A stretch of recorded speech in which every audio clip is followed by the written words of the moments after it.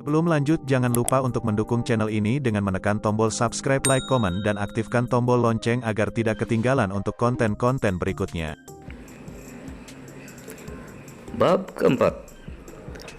Alex tertegun karena dia tidak berharap dia muncul. "Mengapa kamu di sini?" Lady Dorothy memandang Chloe. Lalu Dorothy dengan kesedihan di matanya dan berkata, "Aku sudah menyetor $500,000 ke rekening kamu. Hanya itu yang bisa aku lakukan."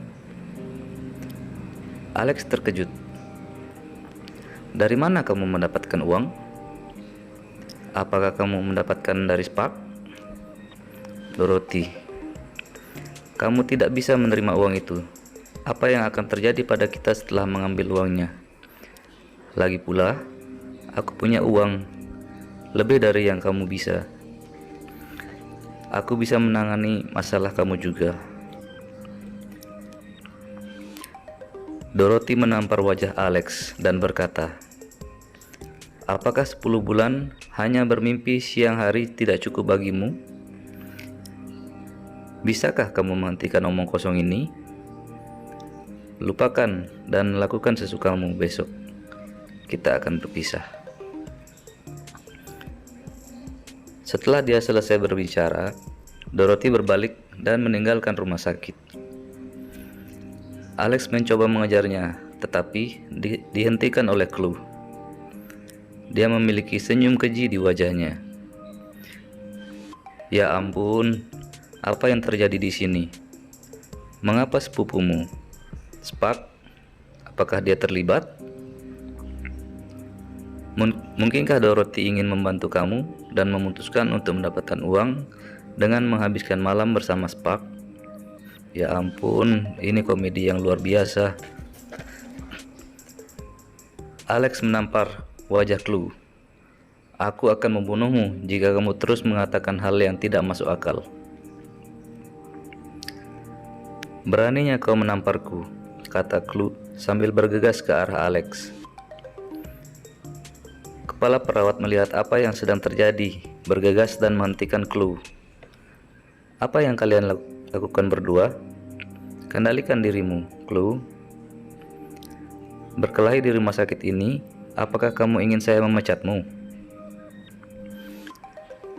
Setelah ditegur oleh kepala perawat, Chloe tersadar. Dia menunjuk ke Alex dan berkata, "Bajingan ini menamparku. Mengapa saya tidak bisa membalas?" Kepala perawat mengenal Alex. Dia bertanya, "Mengapa kamu memukulnya?" Alex menunjuk ibunya dan dengan dingin berkata, "Dia meninggalkan ibuku di sini seperti sampah. Dan kamu berani bertanya mengapa? Tidak ada alasan baginya untuk meninggalkan ibuku di sini. Dia manusia, bukan sampah. Saya tahu bahwa tidak ada lagi uang di akun pembayaran saya, tetapi itu tidak berarti bagi saya tidak mampu lagi membayar." Kepala perawat baru menyadari Lady Brittany tertinggal di koridor.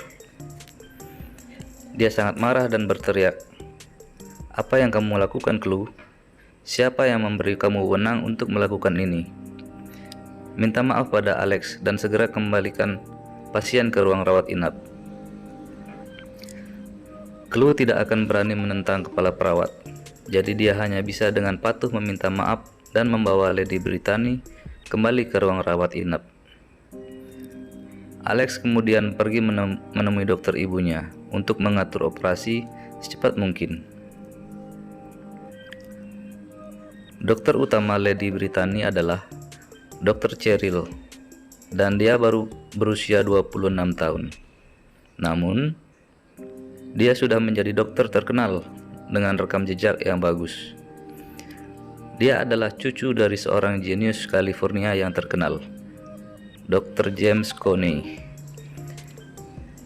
Tidak hanya pintar, dia juga memiliki penampilan yang akan membuat raksasa bertekuk lutut.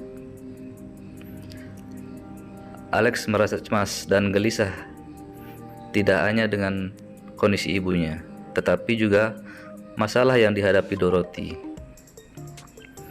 Tanpa pikir panjang, dia mendatangi kantor Dr. Cheryl tanpa mengetuk dan terkejut melihat seorang wanita cantik berkulit indah seperti putri salju mengganti pakaiannya. Tubuhnya seperti jam pasir yang memikatnya. Mata mereka bertemu dan terkunci selama 3 detik penuh sebelum wanita itu menjerit. Dia dengan cepat menutupi tubuhnya dengan gaun medisnya.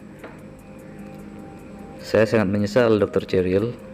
Saya bersumpah, itu tidak disengaja. Aku bukan pengintip. Alex meminta maaf sebesar-besarnya. Dia buru-buru berbalik dan menutup pintu. Wanita cantik itu adalah Dr. Cheryl Coney, dokter utama ibunya. Dia mengganti pakaian saat dia bersiap untuk pulang kerja. Bersandar di pintu, Alex menepuk dadanya dan tersentak. Adegan yang baru saja dilihatnya masih melekat di benaknya. Bergumam pada dirinya sendiri, sosok yang begitu indah. Tiba-tiba pintu terbuka dan Alex hampir jatuh lebih ke tanah. Kemudian dia melihat wajah Dr. Cheryl yang mempesona menatap dengan marah padanya. "Apa yang kamu lakukan?" tanya Dr. Cheryl. Itu..." Alex tercengang. Dia tidak dapat mengingat bisnis penting apa yang dia miliki dengan Dr. Cheryl. "Dr. Cheryl, aku mau mengatakan bahwa perawat idiot Clue yang meninggalkan ibuku di koridor. Jika sesuatu terjadi pada ibuku, saya ingin dia membayar dengan nyawanya." Dengan itu, dia berhasil menarik perhatian Dr. Cheryl. Dia terkejut dan berkata, "Apakah itu benar-benar terjadi?" Dia segera berlari ke ruangan dan melihat Lady Brittany dibawa kembali ke bangsal. Dia segera berteriak pada perawat Clue. Sepanjang insiden itu, kepala Clue tetap tertunduk dan dia tidak berani mengatakan sepatah kata pun. Kemudian, Dr. Cheryl memeriksa kondisi Lady Brittany dan berkata kepada Alex, "Mengingat kondisi ibumu, rekomendasi saya adalah kita operasi secepatnya. Apakah kamu punya uang? Jika kamu menghadapi kesulitan, saya dapat meminjamkan uangnya." Tidak perlu melakukan itu. Saya punya uang. Terima kasih, Dr. Cheryl." Alex tidak menyangka Dr. Cheryl akan berbaik hati melakukan itu. $500,000 bukanlah jumlah yang kecil, bahkan untuk seorang dokter terkenal seperti dia. Chloe yang mendengar percakapan itu juga terkejut dan berpikir, apakah Dr. Cheryl bodoh? Dia menawarkan untuk meminjamkan uang untuk sampah ini. Apa yang dia lihat dalam dirinya? Dr. Cheryl menjawab, "Baiklah, saya senang mendengarnya. Aku akan mengatur operasi ibumu besok pagi." "Terima kasih," Alex dengan penuh syukur berkata. "Ikuti saya. Mari kita bahas beberapa detail untuk mempersiapkan operasi besok." Dr. Cheryl memberi tahu Alex dan mereka berdua meninggalkan ruangan. Dia bergumam terus-menerus. Kebanyakan tentang persiapan yang dibutuhkan sebelum dan sesudah operasi, pengaturan waktu, dan akhirnya berkata, "Tolong datang lebih awal untuk besok. Tidak ada yang perlu dikhawatirkan. Saya pribadi yang akan melakukan operasi. Tingkat keberhasilannya sangat tinggi. Bahkan..." Alex mendengar dengan penuh perhatian. Dr. Cheryl tiba-tiba berbisik di telinganya, "Lupakan yang kamu lihat di kantorku, atau aku akan membuatmu membayarnya." Alex mengangguk, segera menandatangani untuk menunjukkan bahwa dia akan memastikan bahwa masalah tadi hanya akan terjadi di antara mereka. "Pergilah," dia melanjutkan. Dr. Cheryl memperhatikan ketika Alex kembali ke ruangan ibunya dan dia menghela napas. Tentu saja, dia tidak jatuh cinta padanya, tetapi sangat tersentuh oleh kebaikannya. Selama 10 bulan terakhir, Alex mengunjungi ibunya setiap hari tanpa henti. Dia tahu hanya sedikit orang yang bisa melakukan itu. Segera, Alex berlari ke konter pembayaran untuk membayar di muka $1 juta ke rumah sakit untuk biaya pengobatan ibunya. Transaksi berjalan tanpa hambatan. Alex merasa tidak nyata saat mengambil kembali kartu ATM itu. Begitu saja, hidupnya berubah drastis. Dia adalah seorang tuan, sekali lagi. Hanya saja kali ini, dia lebih kaya dari sebelumnya. Spark, tunggu saja. Beraninya kamu berpikir seperti itu kepada istriku. Aku tidak akan menunjukkan belas kasihan. Sementara dia memikirkan Spark, dia ingat bahwa Dorothy memberinya uang untuk tagihan medis ibunya. Dia mengambil uang Spark yang tercela itu. Apakah dia mengambil kesempatan untuk tidur dengannya? Pikiran itu membuatnya marah. Dia dengan cepat menelpon Dorothy, tetapi ponselnya dimatikan. Dia merasa ada sesuatu yang salah.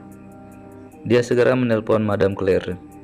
Bu, apakah Dorothy ada di rumah? Nyonya Claire sangat marah saat mendengar suaranya. Dorothy bukan urusanmu. Kamu masih memiliki keberanian untuk menelpon saya?